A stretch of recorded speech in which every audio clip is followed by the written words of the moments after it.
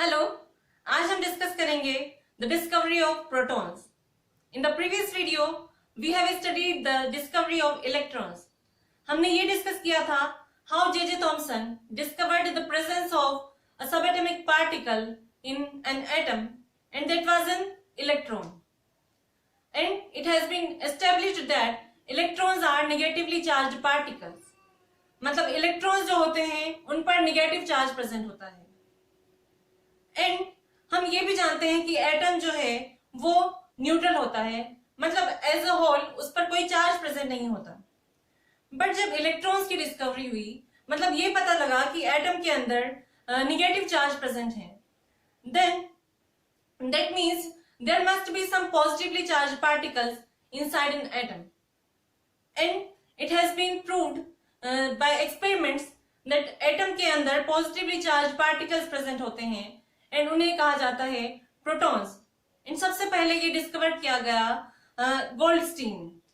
Goldstein ने एक experiment किया जिससे ये पता लगा कि एटम के अंदर पॉजिटिवली चार्ज पार्टिकल्स प्रेजेंट होते हैं एंड बाद में इन पार्टिकल्स को प्रोटॉन नाम दिया गया।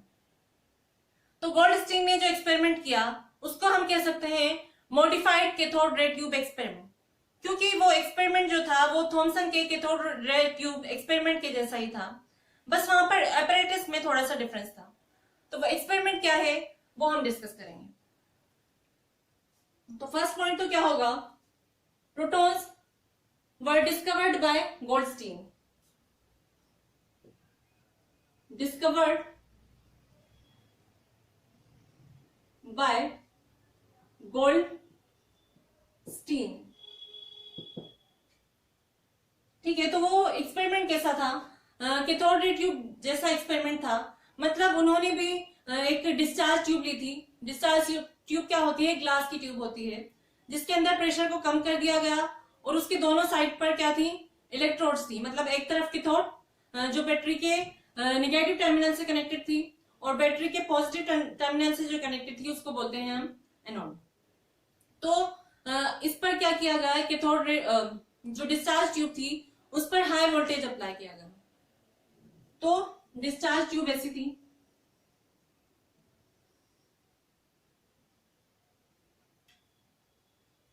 ठीक है, ये ग्लास की ट्यूब है, इसके एक साइड तो क्या है, एनोड है और दूसरी साइड है कैथोड। तो यहां पर ये डिफरेंस था कि जो कैथोड थी वो परफोरेटेड थी। परफोरेटेड मीन्स क्या होता है, जो metallic plate as a cathode use की गई है उसमें होल्स प्रेजेंट है। मतलब आपने देखा होगा वॉश बेसिन और सिंक में जो ड्रेनेज होते हैं उन पर एक प्लेट लगी होती है मेटल की जिस पर होल्स होते हैं इस तरह से। ठीक है, तो ऐसी ही मेटेलिक प्लेट इस एक्सपेरिमेंट में यूज की गई जिसको बोला जाता है परफोरेटेड कैथोड। और कैथोड तो किस लिए है, क्योंकि ये नेगेटिव टर्मिनल से कनेक्टेड है, तो इसको वायर की हेल्प से बैटरी से कनेक्ट कर देंगे।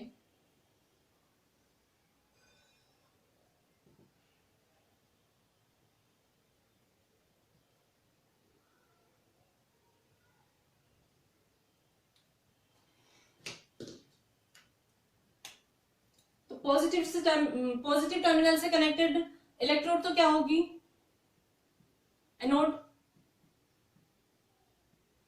Because it attracts anion. And जो नेगेटिव टर्मिनल से कनेक्टेड है ये क्या है, कैथोड, क्योंकि ये पॉजिटिव चार्ज को मतलब कीटायंस को अपनी तरफ अट्रैक्ट करती है। सॉरी, नेगेटिव चार्ज है।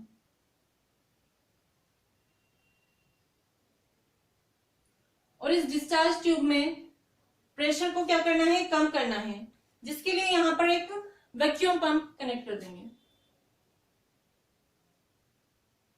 वैक्यूम पंप क्या करेगा, प्रेशर को कंट्रोल करने के काम आता है।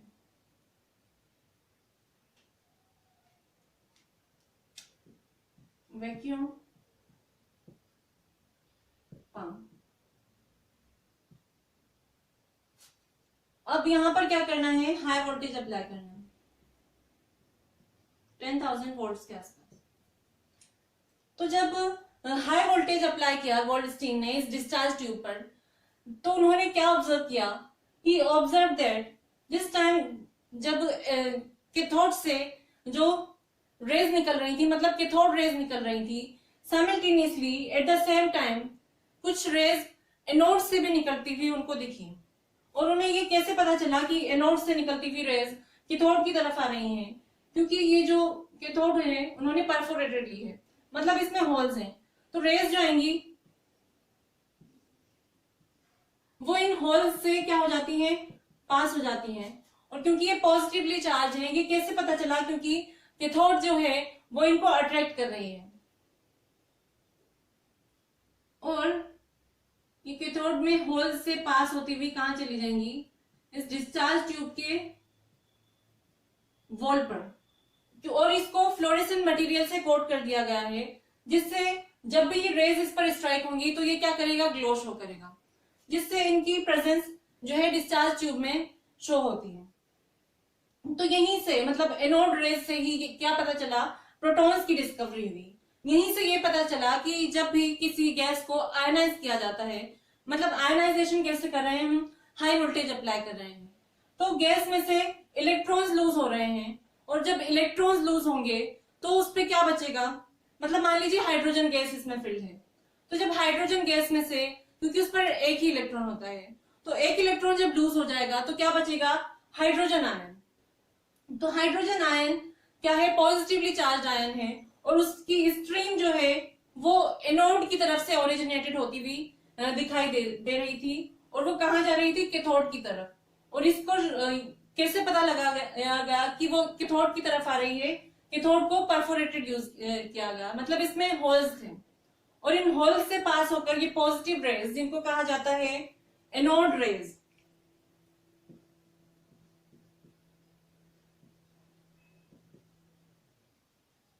बिकॉज ये ओरिजिनेट हो रही थी एनोड की तरफ से और जा रही थी कैथोड की तरफ, या फिर इनको कैनल रेज भी कहा जाता है, क्योंकि ये कैथोड में जो होल्स हैं, कैनल्स इनको मान सकते हैं, तो इन कैनल्स में से निकलकर ग्लो प्रोड्यूस कर रही थी।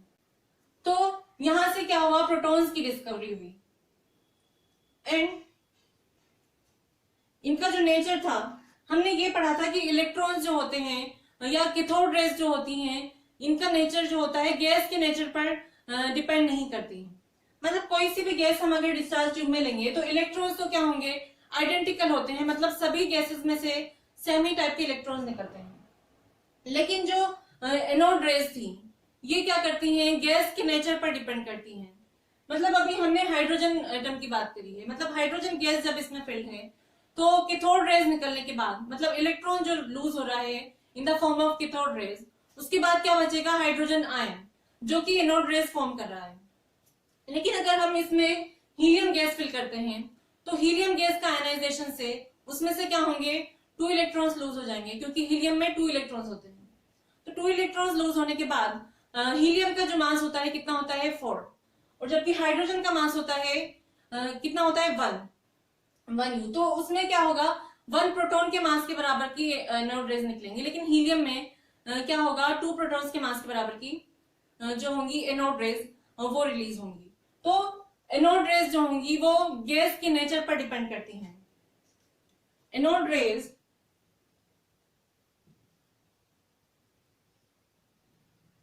Depend on the nature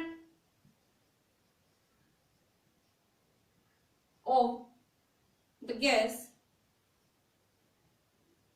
filled in the discharge tube.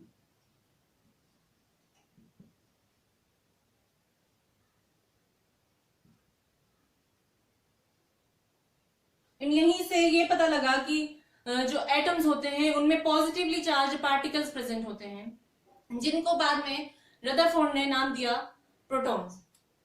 तो यहां से हम डिफाइन कर सकते हैं प्रोटॉन्स को, protons are positively charge particles present in the atom. अब प्रोटॉन्स की जो कैरेक्टरिस्टिक्स क्या होती हैं, इंपॉर्टेंट कैरेक्टरिस्टिक हम डिस्कस करेंगे। तो फर्स्ट कैरेक्टरिस्टिक तो क्या होगी, उसका मास।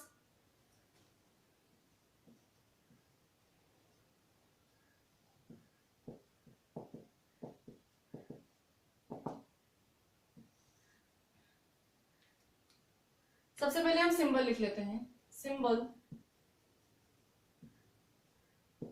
प्रोटॉन्स को शो किया जाता है with the help of symbol P plus. P small है और उस पर, तो P किसके लिए यूज है, प्रोटॉन, क्योंकि उसका नेम है प्रोटॉन, और उस पर चार्ज पॉजिटिव है, इसलिए इसके साथ सबस्क्रिप्ट में हम यूज करेंगे प्लस साइन। तो इसके लिए प्रोटॉन्स के लिए ये सिंबल यूज किया जाता है। सेकेंड जो प्रॉपर्टी होगी, क्या है इसका, मास।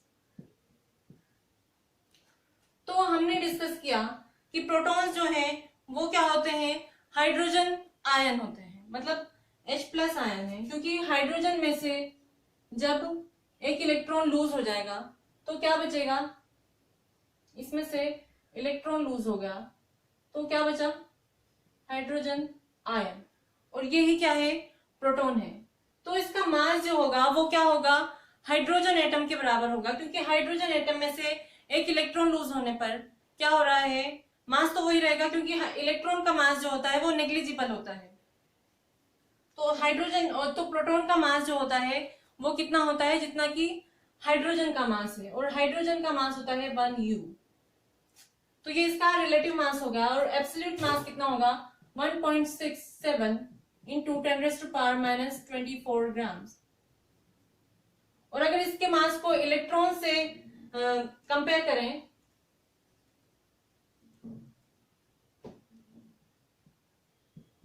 तो कितना होता है, 1837 times of the mass of electron. ठीक है, इलेक्ट्रॉन से इतने टाइम्स हैवी होते हैं प्रोटॉन्स। अब नेक्स्ट प्रॉपर्टी है इस पर चार्ज।